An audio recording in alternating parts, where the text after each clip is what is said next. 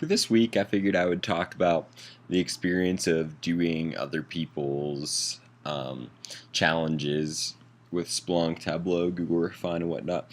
It was definitely an interesting experience because given what we were talking about in class, um, I had this impression that some of them were going to be pretty hard, but overall, I found them to be really doable and pretty easy.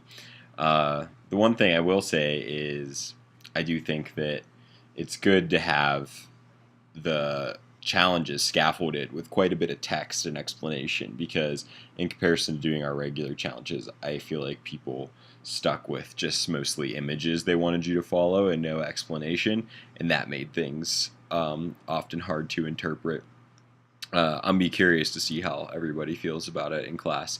Luckily, since we did a pretty large group thing where a bunch of us swapped and like basically set up little groups depending on who wanted to do whose challenges, and then seeing making sure that people weren't on a team with someone that they wanted to do a challenge with, and then we paired up in twos or threes in a bigger group. But it turned out a really good thing because we found out that there were a lot of clarity issues that I don't think people really realized at first. So someone in the room was doing their challenge, and there was actually just a piece of information that would have made the challenge probably impossible unless you guessed or inferred, right, because it wasn't explicit what you were actually doing to get that screenshot, or whether or not you had to like load something different or create a or create a field or a facet, various things.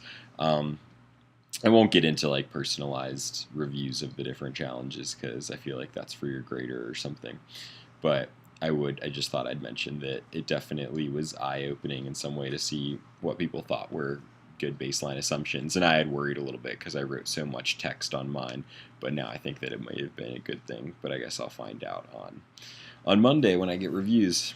Well, that's since this past week was pretty much all sharing, that's all I'm going to talk about. I do feel like it would be cool at some point to follow up on the article that Abby shared on behavior data and how big data is changing behavior tracking. I did get a chance to look at that after class, and it was a really, really interesting article. And there was a ton of different things, not just the flu virus part that we talked about in class, but just a bunch of interesting thoughts about behavioral data that I think should be chatted about more. Yeah, okay, there's my reflection.